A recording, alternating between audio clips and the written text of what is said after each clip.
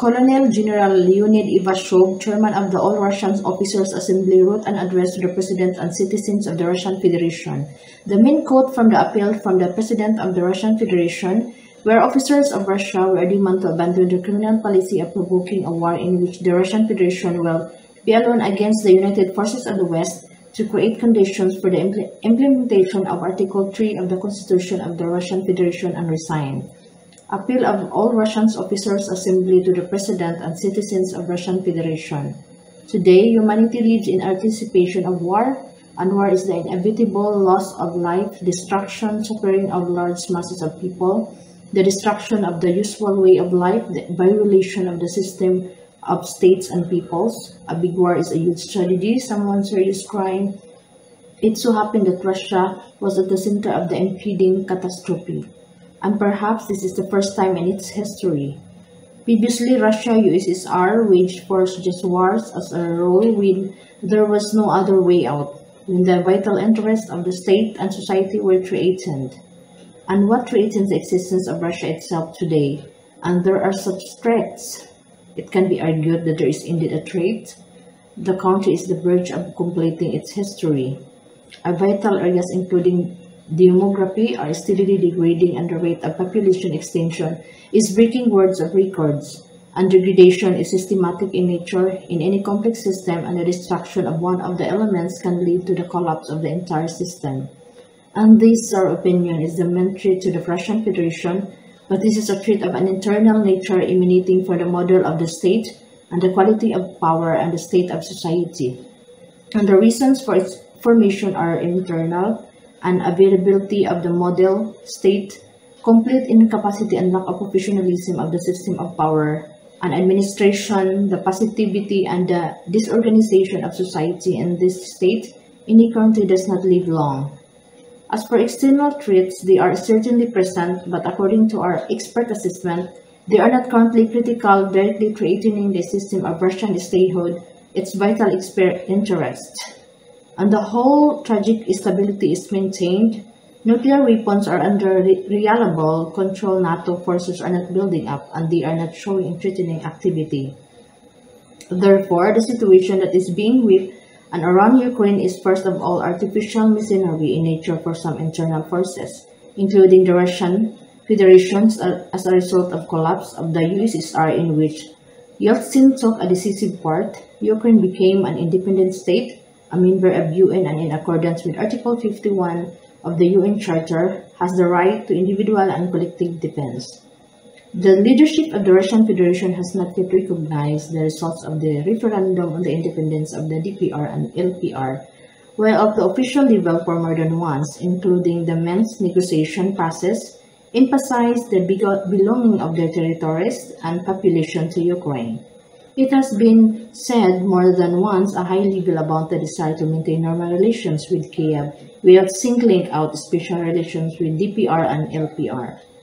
The issue of the genocide perpetrated by Kiev in the southeastern regions was not raised either in the UN or the OSCE. Naturally, in order for Ukraine to remain a friendly neighbor for Russia, it was necessary for it to demonstrate the attractiveness of the Russian model of the state and the system of power. But the Russian Federation did not become one.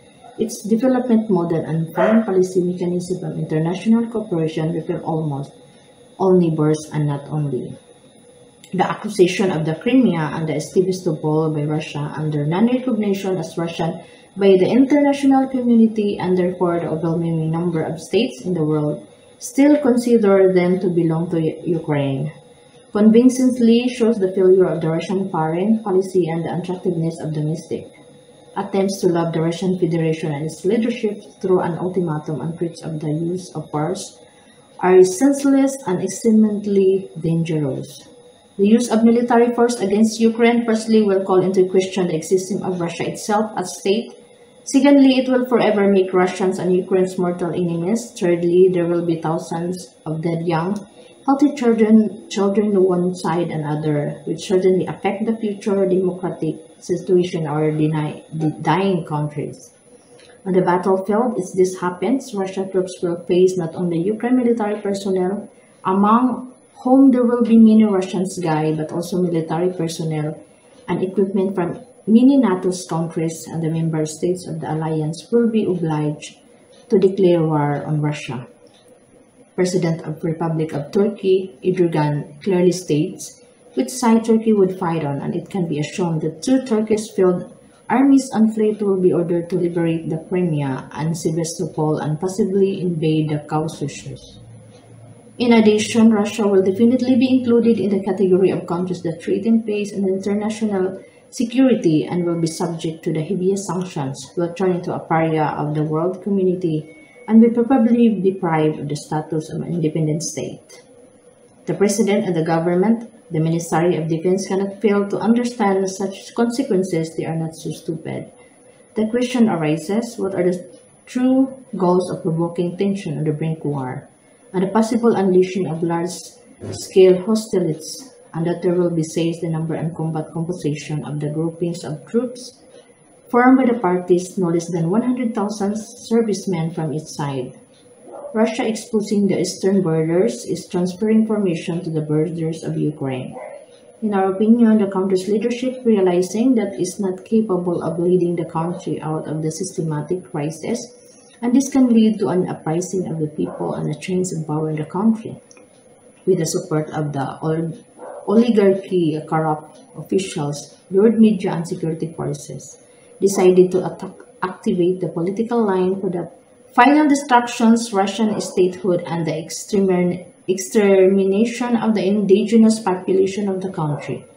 And war is the means which solve the problem in order to retain its anti-national power while preserve the wealth stolen from the people. We cannot suggest any explanation. The main quote from the appeal from the President of the Russian Federation, where officers of Russia were demanded to abandon the criminal policy of provoking a war in which the Russian Federation will be alone against the united forces of the West, to create conditions for the implementation of Article 3 of the Constitution of the Russian Federation and resign.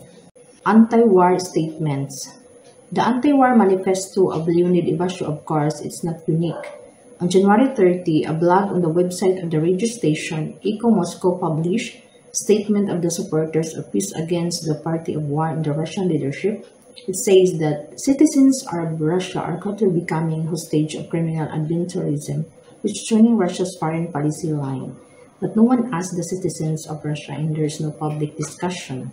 Only one point of view is presented in the state television, and this is the point of view of the supporters of the war. Direct military threats are heard from there. Aggression and hatred towards Ukraine, America and Western countries are exuded, but the most dangerous thing is that the war is presented as an acceptable and inevitable course of events. People are trying to deceive, corrupt, imposed on them the idea of the Holy War, with the West instead of developing the country and raising the standard of living of its citizens. The question of the price is not discussed, but it is ordinary people who will have to pay the price, a huge and bloody price. Write the authors of the statement, including human rights activist Liv Ponomarev, politician Leonid Guzman, actress Leah Akidshakova, musician Andrei Makarovich, and others. The statement went practically unnoticed, the expected statement of people with an already known public position. Hello dear friends, subscribe to our channel. This picture here.